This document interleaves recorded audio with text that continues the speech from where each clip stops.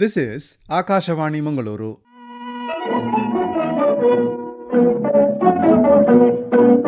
Yuvavani. Dear friends, welcome to today's English Yuvavani program. In today's program, the students of Manipal Institute of Communication, MAHE Manipal, will present a discussion on the topic Taboo Table.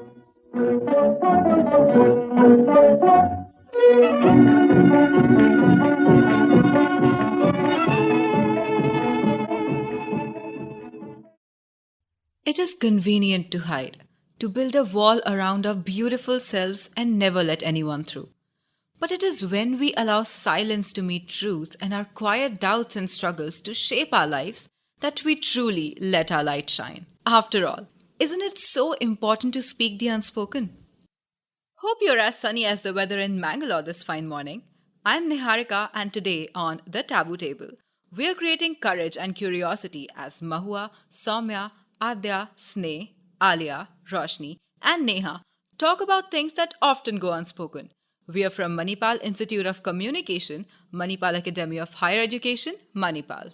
Talk about things that often go unspoken. What happens when we become vulnerable in the dilemma of friendship? The emotions that men are asked to conceal so conveniently. This vulnerability is also about our bodies. Do we heed enough to menstrual health? Body image can be overwhelming with the what's and what-nots, but doesn't it all lead us back to mental health? The search for happiness can be stressful sometimes. The stress that's potent enough to lead us down to destructive paths.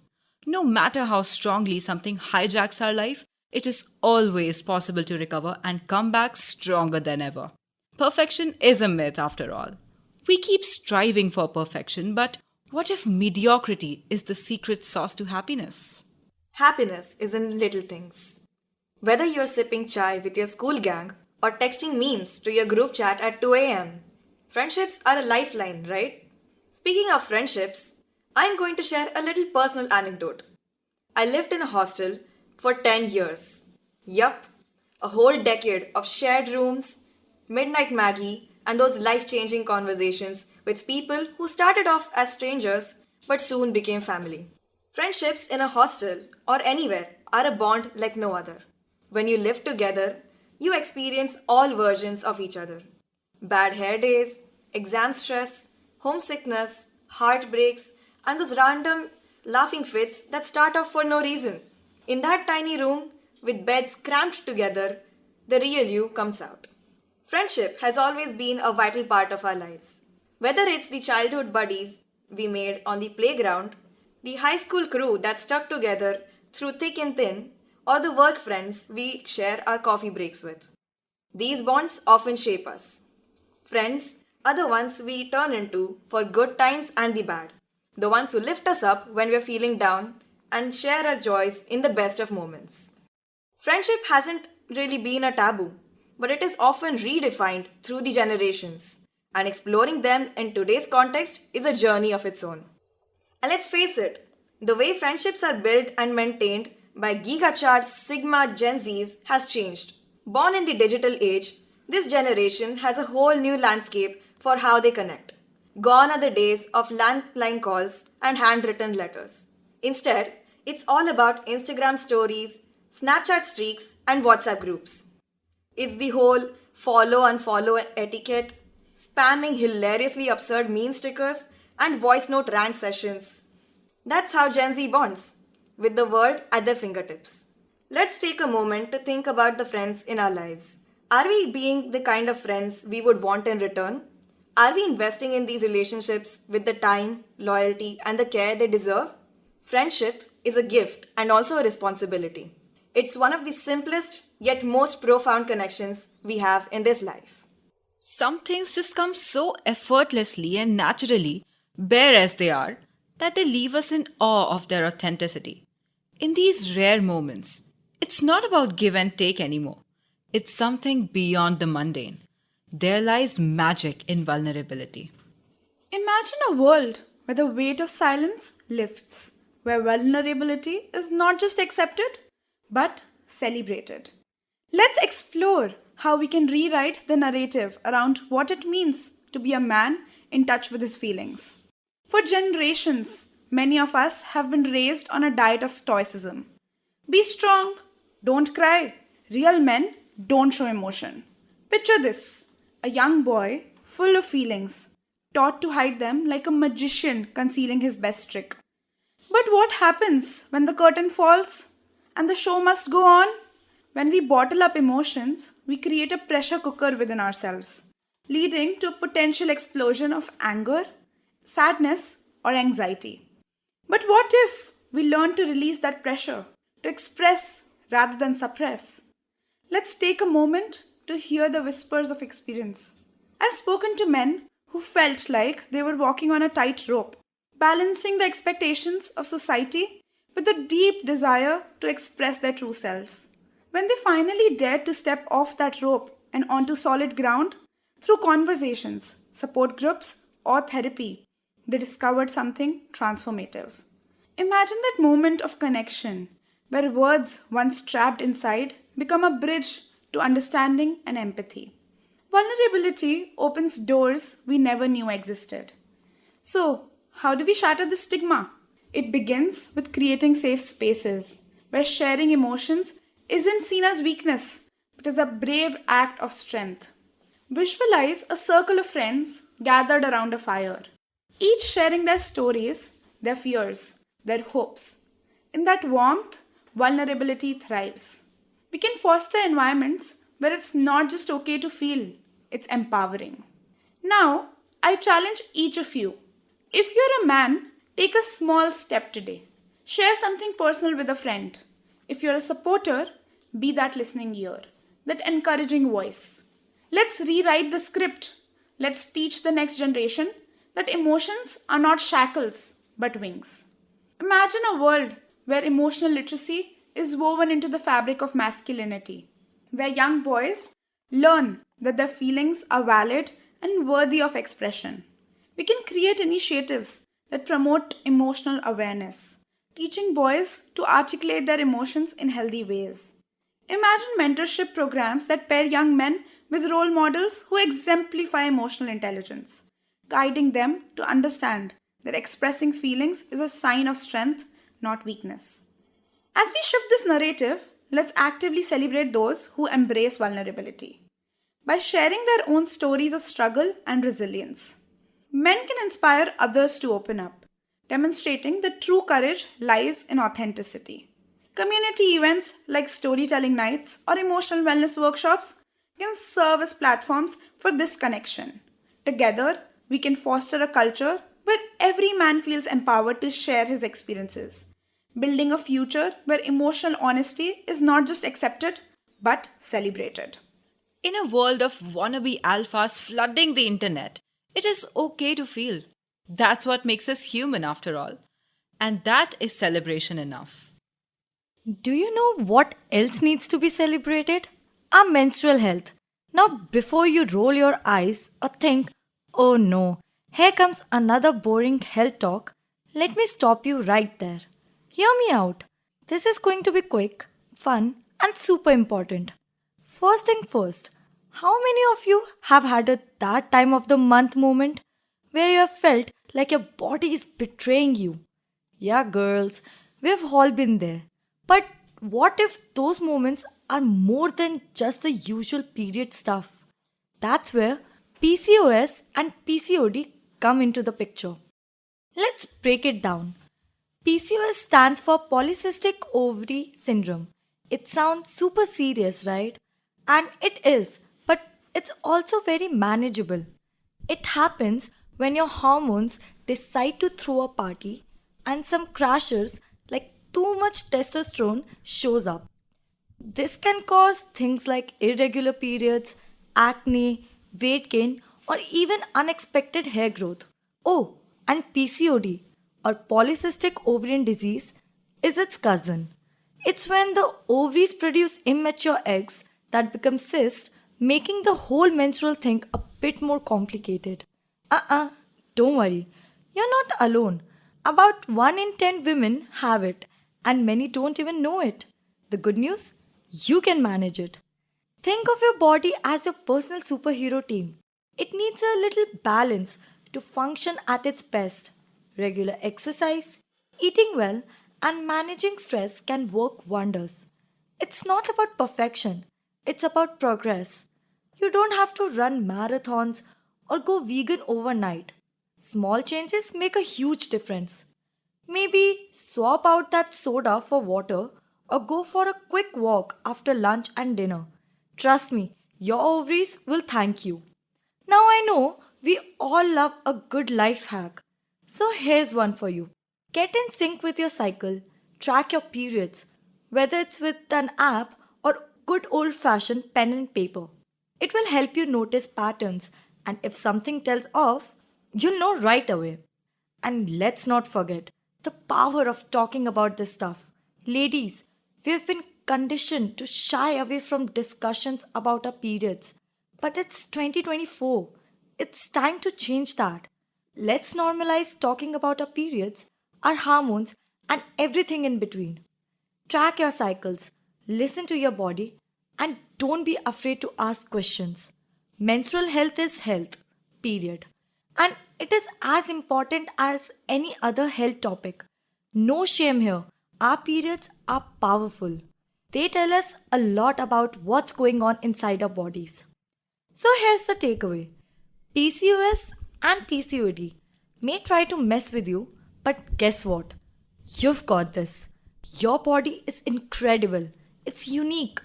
It's strong. And it deserves your love and attention. Take care of it. Listen to it. And remember that managing your menstrual health is not a burden. It's a power move. And on that note, I want you to leave here feeling empowered, informed, and ready to tackle your health with a smile. Because after all, there's nothing more fun or more powerful than being in charge of your own health journey. Stay awesome. How wonderful is the way nature works? It's about understanding the force rather than fighting it. That's where the real miracle unfolds. God is a woman indeed. Of course. You. Yes, you. You're already awesome exactly the way you are, without having to change how you look. Body image. Two words that carry a lot of weight. No pun intended. In a world where beauty standards are set by airbrushed magazine covers and Instagram filters, it's no wonder that so many of us, especially young people, feel dissatisfied with their appearance. But body image isn't just about how we look, it's about how we feel about how we look. And here's a little secret. Nobody's perfect. The pressure to look a certain way has led to unhealthy diets, anxiety, and even depression. But movements like body positivity are challenging that, telling us that every body, regardless of size or shape, is worth celebrating. So let's start seeing beauty in diversity and learn to love the skin we are in.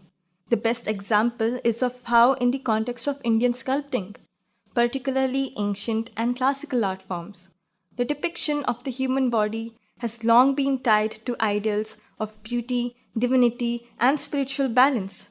Indian sculptures and society traditionally celebrated the human body in its natural form, with a healthy appreciation for both slender and voluptuous figures. Emphasis balance with no glorification of any one type of body. Each form was seen as a part of the cosmic order and served a symbolic purpose. So, in modern times, returning to these traditional depictions can help foster a healthier body image. So, by embracing the idea that beauty is not one-dimensional or based solely on outward appearance, but connected to one's spiritual, emotional, and mental health, we can challenge modern beauty standards that often feel unattainable. After all, confidence and self-love are the most attractive qualities we can wear. But let's get real for a second. Nobody looks perfect 24/7. Filters, Facetune, and posing does all the work to make people look a certain way. And it's easy to forget that those perfect bodies online aren't the full story. Your body is more than just an aesthetic. It's a vessel for your experiences, your growth, and your story. The rise of movements like body positivity and body neutrality has been major for shifting the conversation away from appearance and more towards self-acceptance. Body neutrality is especially interesting. It's like you don't have to love every part of your body all the time, but you can still appreciate it for what it does for you. But we have got to talk about mental health here too. Constantly comparing ourselves to these perfect images can wreck our self esteem. Studies show that this can lead to anxiety, depression, and even body dysmorphia. So, what's the move? Limit the time you spend comparing yourself to others online and start focusing on what makes you feel good. Whether it's lifting weights, running, doing yoga, having a healthy diet, or just eating food that fuels your body. At the end of the day, the glow up we should be aiming for is an inner glow up. Confidence is a whole vibe, and when you start embracing yourself as you are, flaws and all, that's when you really start to shine. It may take its sweet time, but once self acceptance happens, you're the main character, and the world would be watching. So remember, every stretch mark, scar, and the imperfection of yours tells your story. When you're 100% you, that's when you're truly unstoppable. Think about every little intricacy that is there to your existence. Isn't it so amazing? You may not belong in the museum, but you are art, sunshine. And when you decide to acknowledge and prioritize yourself, that's when you become truly all that. Let's take a couple of minutes to talk about something really important: depression and mental health. Yeah, I know it's not the most fun topic, but it's the one that a lot of people struggle with, and we don't talk about it enough. So, let's get real for a second. Depression isn't just feeling sad for a day or two. It's not something you can just shake off like a bad mood or something. It's way deeper than that. Depression can make even simple things like, for example, getting out of bed or even brushing your teeth feel like a major task. It can make you feel isolated and disconnected from the world around you. And the thing is, depression doesn't really happen to just one person. It can affect anyone, no matter how strong, successful, or even put together they may seem. Behind all the facade, a lot of people are fighting battles that no one else sees. Depression is a really complex mental health condition that affects people in different ways, but there are common signs that can help identify it. Emotionally, individuals may feel immense sadness, hopelessness, or a lack of interest in activities they once enjoyed. These feelings are often accompanied by irritability, restlessness, or a sense of emptiness. Depression can also manifest in feelings of guilt, worthlessness, or helplessness. These emotional symptoms can interfere with daily functioning, making it hard to manage even basic tasks. Physically, depression can lead to noticeable changes in your sleep patterns, such as insomnia or even oversleeping, and can cause fatigue or a lack of energy.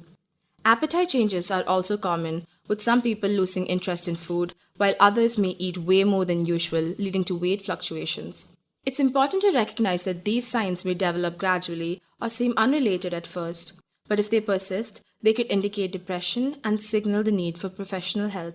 But here's something really important to remember. You are not alone. Even though depression can make you feel like you're the only one going through it, there are like millions of people who understand exactly what you're feeling. And the good news, there's help and there's hope. Talking about how and what you're feeling is a huge first step. Whether it's with a family or a friend or a therapist, reaching out to someone is what makes you powerful as you're taking charge of your life. You don't have to go through this alone. And by the way, asking for help is not a sign of weakness. If anything, it takes courage to admit that you need help and support. Also, remember that self-care isn't selfish, it's necessary. Whether that means taking time for yourself to do something that brings you joy, getting enough sleep, or even just giving yourself permission to rest when you're feeling low. Like the smallest acts of kindness to yourselves can make a huge difference. And finally, if you or someone you know is dealing with depression, do not hesitate to seek professional help, like therapy, medication, or other treatments can provide real support, and there's no shame in using them. Just like you'd see a doctor for a broken arm, it's okay to see one for mental health too. So, let's keep talking about depression. Let's break the silence around it. The more we talk, the more we understand, the better we can support each other. You're never alone in this, and things can get better. This makes me think how communicating is so important. There's an unexplainable relief in not being alone. You just gotta find yourself. After all, better is what we all need to be, not for anyone else but ourselves. And that includes confronting our addictions and recovering to the best of our capacity. This often stays in shadows. Addiction can take many forms, whether it's drugs, alcohol, or even behaviors like gambling or gaming. It usually starts off innocently enough. Maybe you're looking for a way to cope with stress or just to have a little fun. But before you know it, it can spiral out of control, impacting your relationship, work, and overall well being. Recognizing addiction can be tough. Look for signs like mood swings, withdrawal from friends and family, or neglecting responsibilities. If you see these in yourself or someone close to you, it's time to have an open conversation. Addiction can feel like being stuck in a never ending loop of cravings and consequences, where the thrill of the high often overshadows the reality of the lows.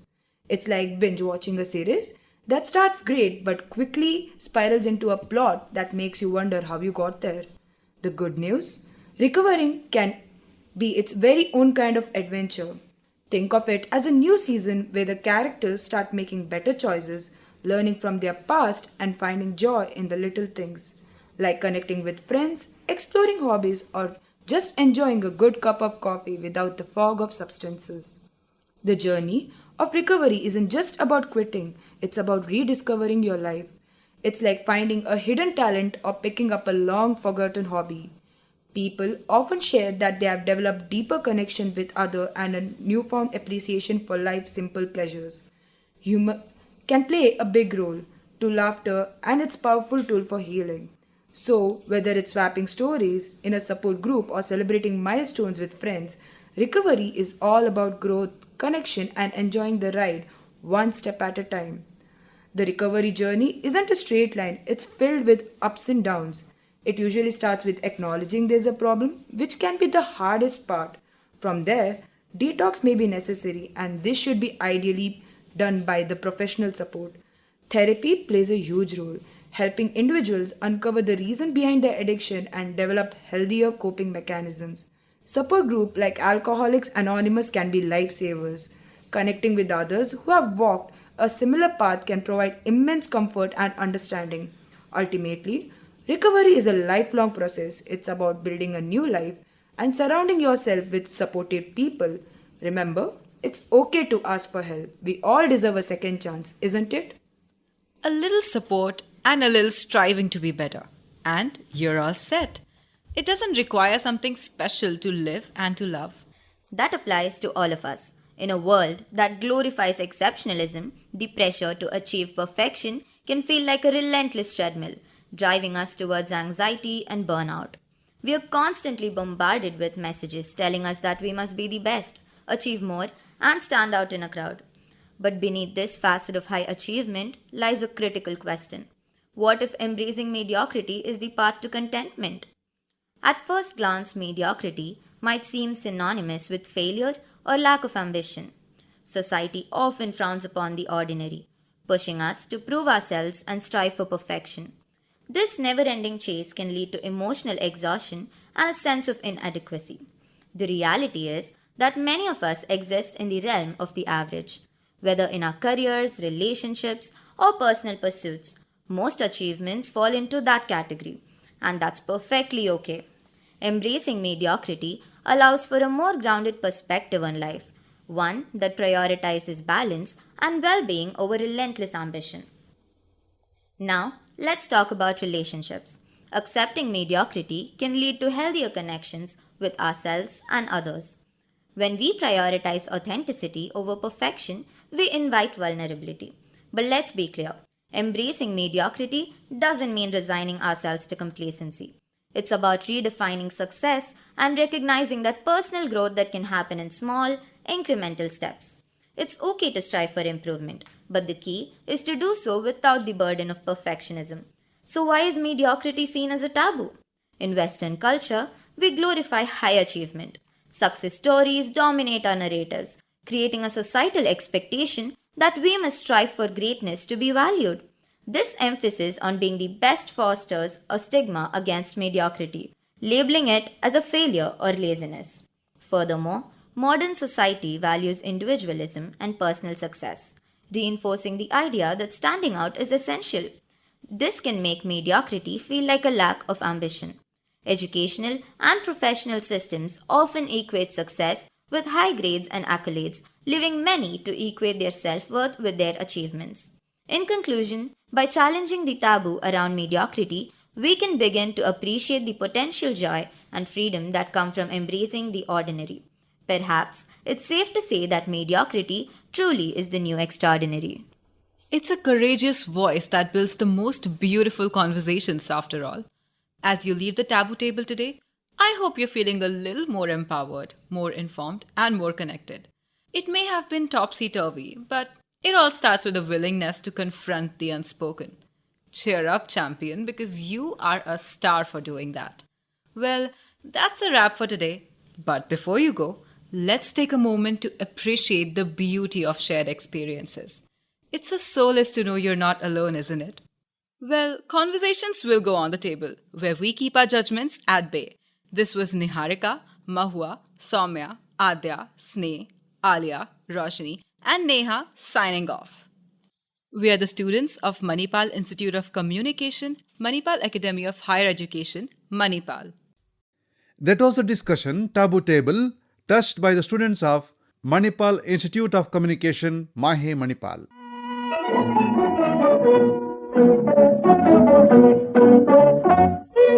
Dear friends, here we come to the close of today's English Yuvavani program. See you next time. Thank you.